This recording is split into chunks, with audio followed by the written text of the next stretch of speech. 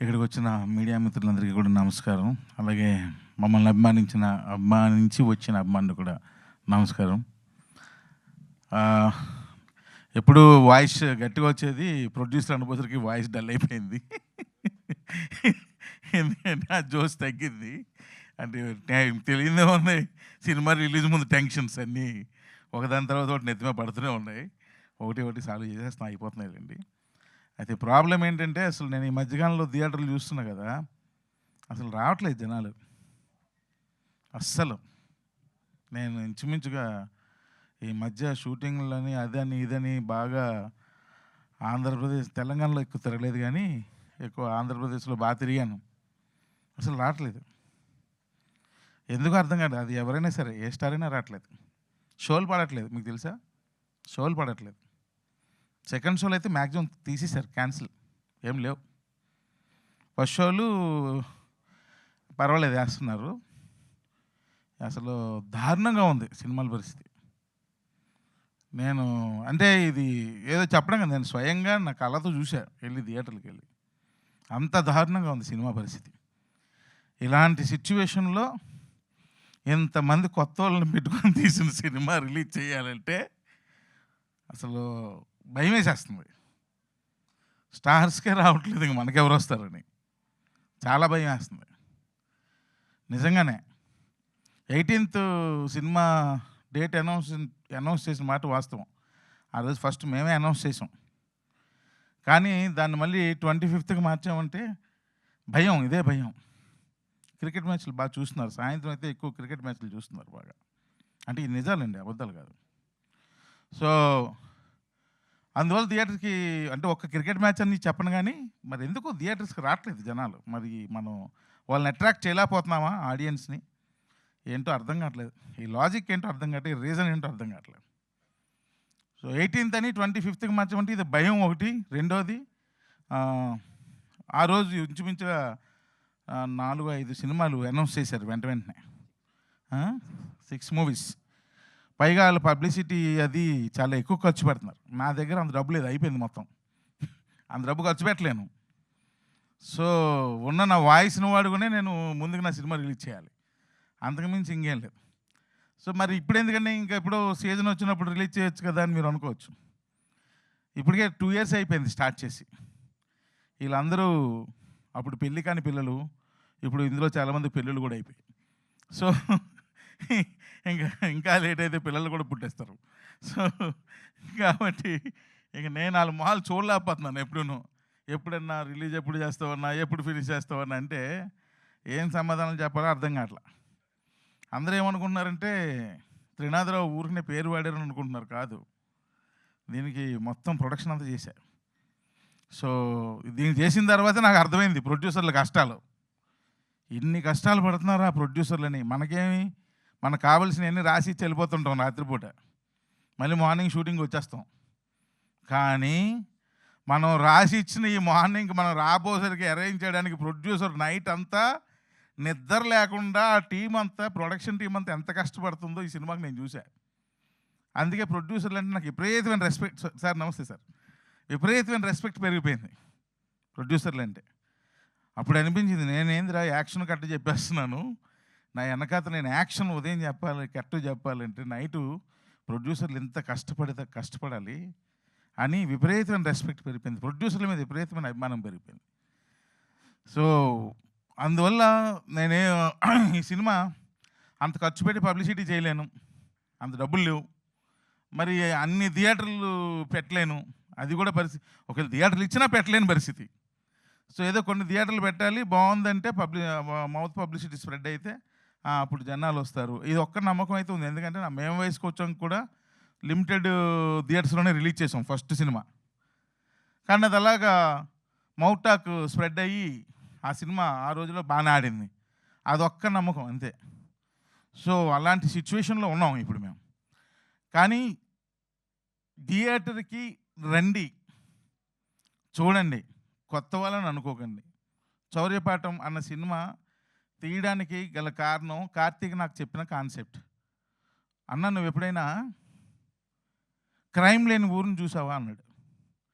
Crime లేని ఊరేంటి, ఏదో చిన్న క్రైమ్ అని ఉంటుందిలే అబ్బా అన్న. అసలు క్రైమే లేదన్న, ఒక్క పోలీస్ కేసు కూడా ఫైల్ అవ్వలేదన్న ఆ ఊర్లో అన్నాడు. మరీ టూ మచ్ అబ్బాయిది, ఏదో చిన్న గొడవ లేకపోతే ఏదో ఒకటి ఉంటుంది కదా అని అన్న. లేదన్నా, ఒక క్రైమ్ లేని ఊరు, అసలు రికార్డ్స్ పరంగా ఆ ఊరు రికార్డ్స్లో అసలు క్రైమ్ లేదు, ఒక కేసు ఫైల్ అవ్వలేదు, అది ఇదని కార్తీక్ చెప్పాడు. నాకు ఇంట్రెస్టింగ్ అనిపించింది. ఏంటది అన్న అంటే, ఏదో ఒక కేసు, ఒక రెఫరెన్స్ ఏదో చెప్పాడు. నిజంగా నాకు కార్తీక్ అంటే నిజం అన్నా, దాన్ని బేస్ చేసుకుని ఒక సినిమా చేద్దామన్నా అన్నాడు. చాలామంది చౌర్యపాఠం అంటే ఇందులో ఏంటి డిఫరెంట్ దొంగతనాలు చేయడానికి ట్రిక్స్ అయిన నేర్పుతారా, అది ఇదని 100 డౌట్లు. కానీ కాదు, వాడి అవసరం వాడి దొంగతనం వైపు దారి చూపిస్తుంది. చేసే ప్రాసెస్లో వాడు ఒక పాఠం నేర్చుకుంటాడు, అది చౌర్యపాఠం. అంతేగాని దొంగతనం చేయడానికి ట్రిక్లు ఏవో రకరకాలు రాస్తున్నారు, కాదు అవి కాదు.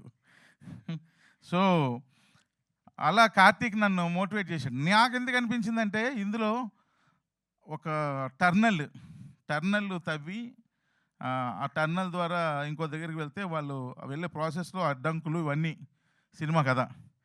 ఇది కొంచెం టెక్నికల్గా నన్ను కొంచెం ఇంప్రెస్ చేసింది. అదే ఎలా చేస్తారు ఈ టర్నల్స్ తవ్వి, మనుషులు అందులోకి వెళ్ళి, కెమెరాలు అందులోకి వెళ్ళి, ఇది ఎలా హౌ అని చెప్పి. అంటే మా నాగేంద్ర ఆర్ట్ డైరెక్టర్, కార్తీక్, నేను, నిఖిల్ కూర్చొని అవన్నీ డిజైన్స్ అన్నీ ప్లాన్ చేస్తుంటే, అంటే నేను జనరల్గా ఎంటర్టైన్మెంట్ సినిమాలు చేస్తుంటాను, బట్ ఈ కైండ్ ఆఫ్ మూవీ నన్ను కొంచెం అట్రాక్ట్ చేసింది.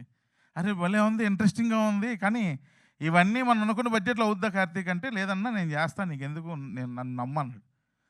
సరే అని చెప్పి నమ్మి, నాకు ప్రొడక్షన్లో ఫస్ట్ ప్రోడక్ట్ ఇలాంటిది ఇంట్రెస్టింగ్ దానిలో చేద్దాం అన్నది నాకు అనిపించింది. అట్ ద సేమ్ టైం దాని తర్వాత దానికి అద్భుతమైన లవ్ స్టోరీని రాశాడు నిఖిల్. చాలా బాగా రాశాడు లవ్ స్టోరీని. అంటే మరీ దాని టర్నల మీద వెళ్ళకుండా కొంచెం ఒక లవ్ స్టోరీ కూడా యాడ్ అయితే బాగుంటుందంటే అద్భుతంగా రాశాడు. సో సాంగ్స్ ఎక్సలెంట్గా ఇచ్చాడు డేవ్జాన్, బ్రహ్మాండంగా ఎక్సలెంట్. మీరు సాంగ్స్ చూస్తే ఎక్కడ విజువల్స్ చిన్న సినిమా విజువల్స్ లాగా ఉండవు, చాలా కష్టపడ్డారు వీళ్ళు. హీరో, హీరోయిన్, కెమెరామ్యాన్, కొరియోగ్రాఫర్, వీళ్ళందరూ అక్కడ అసలు 0 లెవెల్ ఆక్సిజన్ ఆ షూట్ చేసిన దగ్గర. అసలు నేనైతే వచ్చేమన్నా, వద్దులే అంత కష్టం వచ్చాయన్న, అప్పటికే పడిపోయారు, ఇద్దరు డాన్సర్లు పడిపోయారు నాకు ఫోన్లు.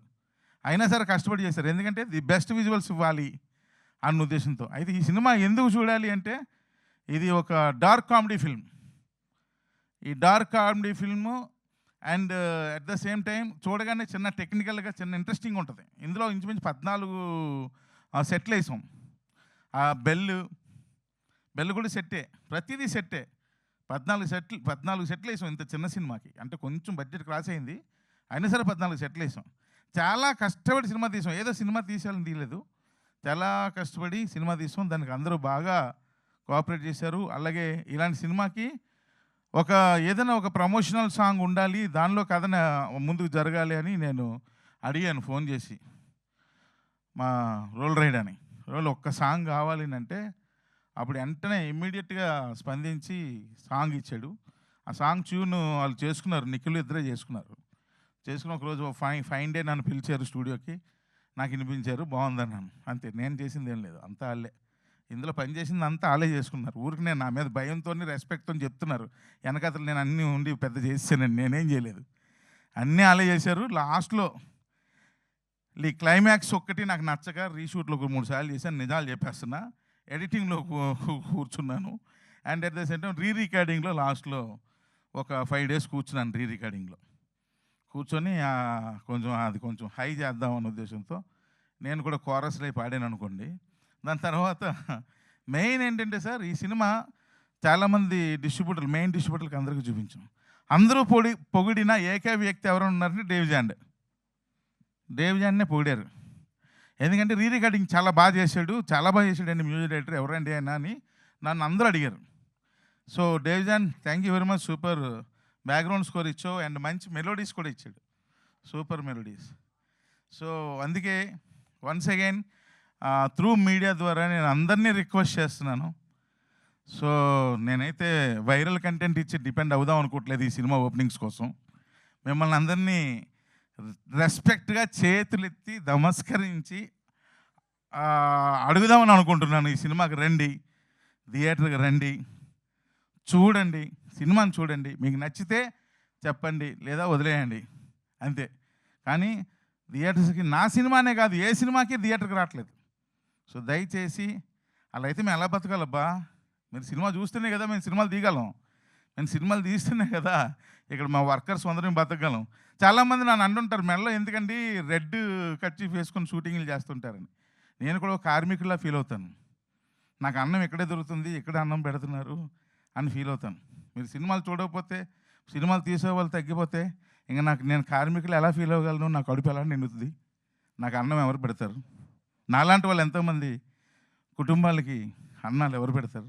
వాళ్ళ కడుపులు ఎలా నిండుతాయి? సో కాబట్టి నేను నా సినిమాని కాదు, దయచేసి సినిమాలకు రండి. సమ్మర్ సినిమాలు బ్రహ్మాండంగా ఏసీలు ఉన్నాయి, అన్ని థియేటర్లు అద్భుతంగా ఉన్నాయి. ఏసీలో కూర్చోండి, ఆ సౌండ్ సిస్టంలో సినిమాని చూడండి, ఎంజాయ్ చేయండి. సినిమా కూడా one part of the entertainment in your life. Don't forget that.